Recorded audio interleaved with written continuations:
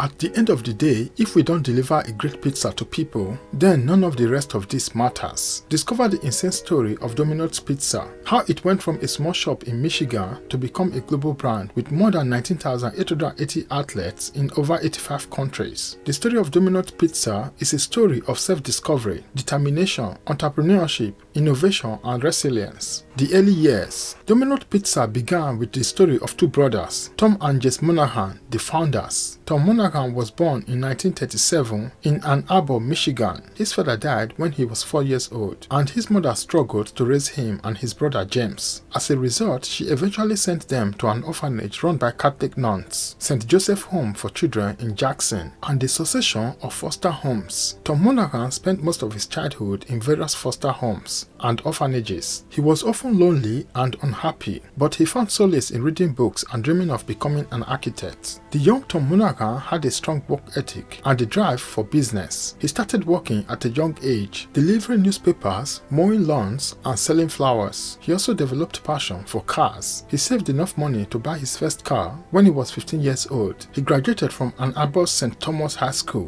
in 1955, after which he enlisted in the U.S. Marine Corps in 1956. Honorably discharged 3 years later, he returned to Ann Arbor, where he enrolled at the University of Michigan to study architecture. However, his college career was short-lived. He dropped out after 2 semesters due to poor grades and financial difficulties. He decided to go back to work and save money for his education. He got a job as a delivery driver for a local pizza shop called Domino's. He liked the job so much that he convinced his brother James to join him as a partner. They borrowed $900 from a friend and bought Domino's from its owner in 1960. By 1965, they had purchased 2 additional pizza shops, so now had a total of 3 locations in the same county. The Monagans wanted the store to share the same branding, but the original owner forbade them from using the Domino's name. Also, after they learned the Domino's name was already trademarked by another company, one day an employee, Jim Kennedy, returned from a pizza delivery and suggested the name Domino's. Monaghan immediately loved the idea and they renamed the business Domino's Pizza Incorporated in 1965. The company logo originally had 3 dots, representing the 3 stores in 1965. Tom Monaghan planned to add a dot with the addition of every new store, but this idea quickly faded as Domino's experienced rapid growth. As they worked hard to make their pizza shop successful, they improved their recipes, hired more drivers, advertised their services, and offered fast delivery. They also opened more stores in nearby towns and cities. By 1965, they had 12 stores in Michigan. However, not everything was smooth sailing for the brothers. They had different visions for their business. Tom Monaghan wanted to expand their franchise network and grow their brand nationally, while James Monaghan wanted to keep their operations small and local. They also had personal differences. Tom Monaghan was ambitious and adventurous. James Monaghan was kind of conservative and cautious. In 1965, they decided to part ways. Tom Monaghan bought out his brother's share of the business for $75,000. With a Volkswagen Beetle, he became the sole owner of the Domino's Pizza. He was determined to make his pizza chain the best and the biggest worldwide. But how was he going to do this? The rise of Domino's Pizza. Tom Monaghan had a clear vision for his Domino's Pizza: to deliver hot and fresh pizza to customers within 30 minutes or less. He believed that speed was key to success in the pizza industry. He focused on improving his delivery system by hiring more drivers and using better vehicles, creating efficient routes, and using technology. He also simplified his menu by offering only one size and one type of pizza, the 12-inch cheese pizza with pepperoni, as he thought that this would reduce costs, increase quality, and speed up production. Tom also expanded his franchise network by offering attractive deals to potential franchisees. He charged a low initial fee of $500 and a low royalty fee of 1.5% of sales, provided training, support, and marketing to his franchisees, and encouraged them to open more stores in their territories, rewarding them with bonuses and incentives. Tom also created a culture of loyalty, mutual trust, and friendship among his franchisees, who called themselves Domino's partners. Domino's Pizza introduced many innovations that changed the pizza industry. In 1973, it launched its famous 30 minutes delivery guarantee. which promised customers that their pizza would arrive within half an hour or they would get them for free. This decision was a bold and risky move that gave Domino's Pizza a competitive edge over other pizza chains. It also increased customer satisfaction and loyalty to the brand. By 1978, Domino's Pizza had 200 stores in the United States, and by 1983, it had 1,000 stores and 5,000 stores by 1989. However, in 1983, Domino's Pizza also expanded internationally, opening its first store outside of the United States in Winnipeg, Canada. It soon entered other markets such as Japan, Australia, Mexico, and the United Kingdom. Then in 1986, it introduced its pizza tracker, which allowed customers to track the status of their orders online or by phone. This was a revolutionary feature that enhanced customers' convenience, transparency, and reliability. It also reduced complaints and errors. In 1986, the company introduced its Noid mascot, a red-suited character who tried to ruin Domino's Pizza by causing delays and mishaps. The Noid was featured in a series of humorous commercials that showcased Domino's delivery prowess and quality. The Noid became a pop culture icon and a marketing phenomenon. Domino's Pizza also experimented with new products and services to cater to changing customers' preferences and needs. It added new toppings, crusts, sizes, and flavors to its menu. It also offered salads, sandwiches, wings, desserts, and drinks. It launched its online ordering, mobile apps, voice ordering, and contactless delivery. Domino's Pizza became one of the most successful and influential companies in the world and was ranked among the top 10 franchises by Entrepreneur magazine. It was also recognized as one of the best places to work by Fortune magazine. It had millions of loyal customers who love its pizzas and its services. Controversies and challenges. However, Domino's Pizza also faced many challenges and controversies throughout its history. Some of them were external, such as lawsuits, boycotts, scandals, and competition from other pizza chains, while some were internal, such as financial troubles, management issues, and quality problems. One of the biggest challenges that Domino's Pizza faced was its 30 minutes delivery guarantee. While it was a great marketing tool that boosted its sales and customer satisfaction, it also created many problems for Domino's Pizza. It put pressure on drivers to drive fast and recklessly, which led to accidents, injuries, deaths, and lawsuits. It also compromised the quality and safety of the pizzas, which led to complaints, refunds, and bad publicity. In 1989, Domino's Pizza faced $78 million lawsuit from a woman who claimed that she suffered severe injuries after being hit by Domino's delivery driver who was rushing to meet the deadline. The jury awarded her $2.8 million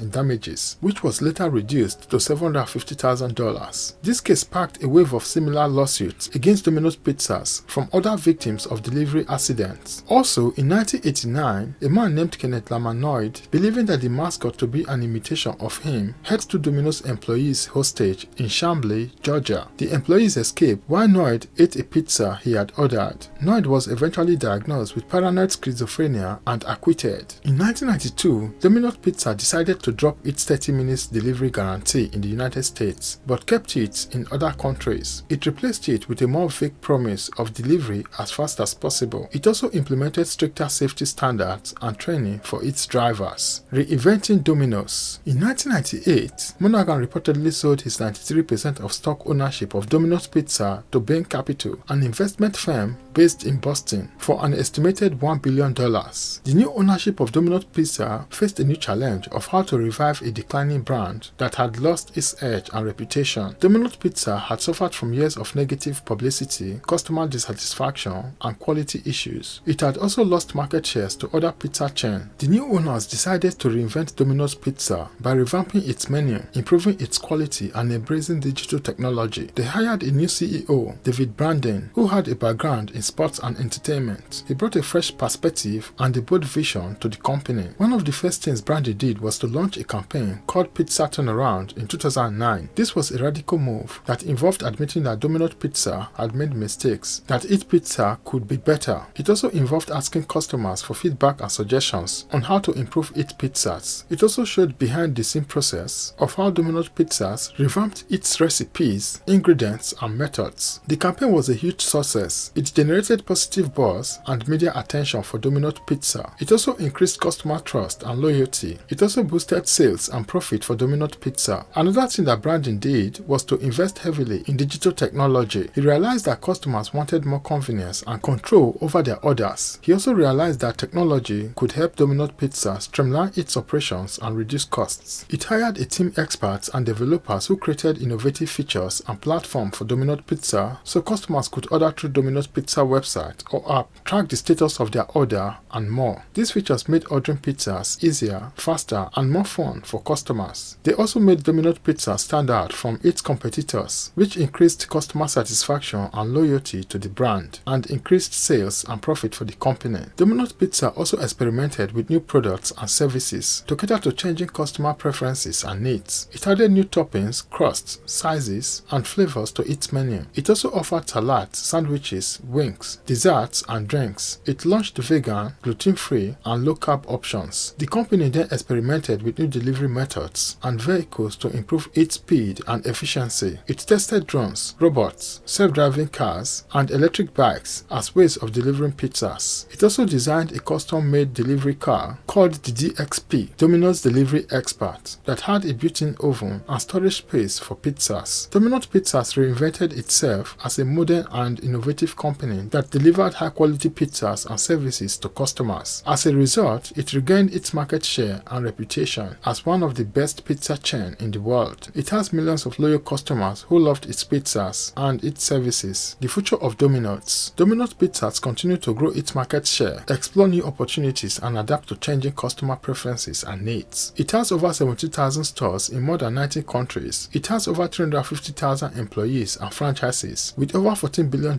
in annual revenue. Domino's Pizzas has a clear vision for its future, which is to be the #1 pizza company in the world, and has a clear strategy for achieving this vision, which is to focus on key areas such as people, its customers, products, and use of technology. Today, Domino's Pizza is one of the most successful and influential companies in the world. It is a story of entrepreneurship, innovation, and resilience. Thanks for watching to the end. I hope this video has been informative and entertaining. If you like this video and you would like to see more content like this, kindly like, share, leave a comment in the comment section, and also please subscribe to this channel if you have not already subscribed yet. Thanks for watching to the end. Have a nice day and look out for the next video.